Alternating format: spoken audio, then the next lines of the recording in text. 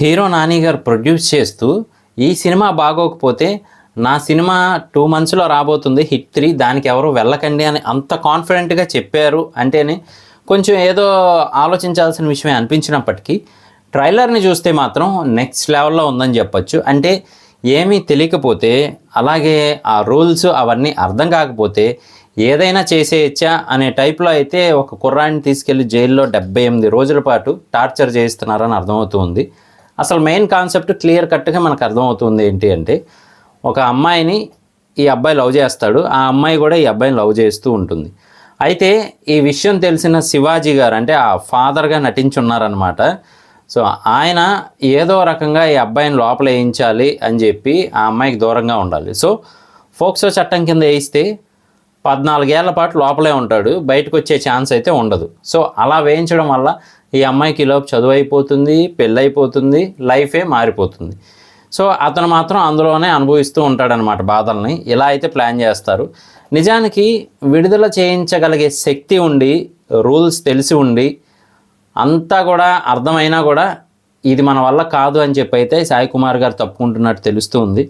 అలాగే ఇంకొక లాయర్ కూడా ఏంటి కావాలని పగబట్టినట్టున్నారు వీళ్ళు అని చెప్పి చేయిస్తాను అని చెప్పి కూడా మళ్ళీ ఇది రిలీజ్ చేయడం ఎవరి వల్ల కాదు, అసలు అతన్ని ఎవరు రిలీజ్ చేయించలేరు అని చెప్పి అయితే చెప్తూ ఉన్నారనమాట.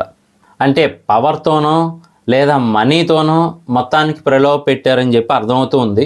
సో మరి అలాంటి సిచ్యువేషన్లో నుంచి ఆ కుర్రాన్ని బయటికి తేగలిగేలాగా సెక్షన్స్ తెలిసిన వాళ్ళు, లేదు అంటే ధైర్యం ఉన్నవాళ్ళు ముందుకు రావాలి ఖచ్చితంగా. సో మరి అంత క్యాపబుల్ పర్సన్గా ఎవరు కనబడుతున్నారు అంటే చిన్న లాయర్గా ఉన్న మన ప్రియదర్శి గారు. సో ఆయన అయితే మొత్తానికి కేసుని టేక్ ఓవర్ చేసుకొని ఆ అబ్బాయిని విడిపించడానికి అయితే వెళ్ళారు. మరి అక్కడ విడిపించారా లేదా, అసలు ఏం జరిగింది అనేదే కాన్సెప్ట్గా చూపిస్తూ ఉన్నారు. కానీ ఒక మంచి సీన్ మాత్రం ఉంటుంది లాస్ట్లో ప్రియదర్శి గారితో అని చెప్పి అర్థమవుతుంది. అలాగే కొన్ని సీన్స్ అయితే మనకి బాధను తెప్పించేలాగా ఎమోషనల్గాను, ఇంకా చెప్పాలి అంటే కొన్ని గూస్ బంప్ సీన్స్ కూడా పడతాయని చెప్పి అర్థమవుతుందన్నమాట. నాని గారు అంత కాన్ఫిడెంట్గా చెప్పడంలోనే మనకు క్లియర్ కట్గా తెలుస్తూ ఉంది. సో సినిమా అయితే మాత్రం నెక్స్ట్ లెవెల్లో ఉండబోతుందని తెలుస్తూ ఉంది.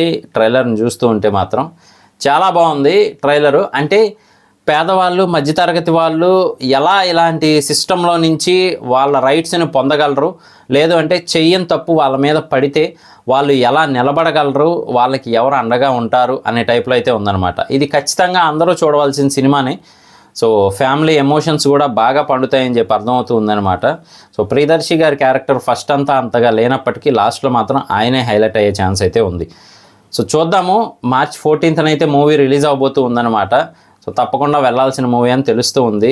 లాలో ఉన్న పాయింట్స్ అవన్నీ కూడా వాళ్ళకు అనుగుణంగా మార్చుకునే వాళ్ళతో కామన్ మ్యాన్ ఫైట్ అని చెప్పి చెప్పొచ్చు. సో ఇది నా రివ్యూ మాత్రమే. ట్రైలర్ చూసిన తర్వాత మీకేమనిపించింది అనేది కింద కామెంట్ చేయడం మర్చిపోకండి. నేను మీ ప్రసాద్, మళ్ళీ నెక్స్ట్ వీడియోలో కలుస్తాను. Love you all.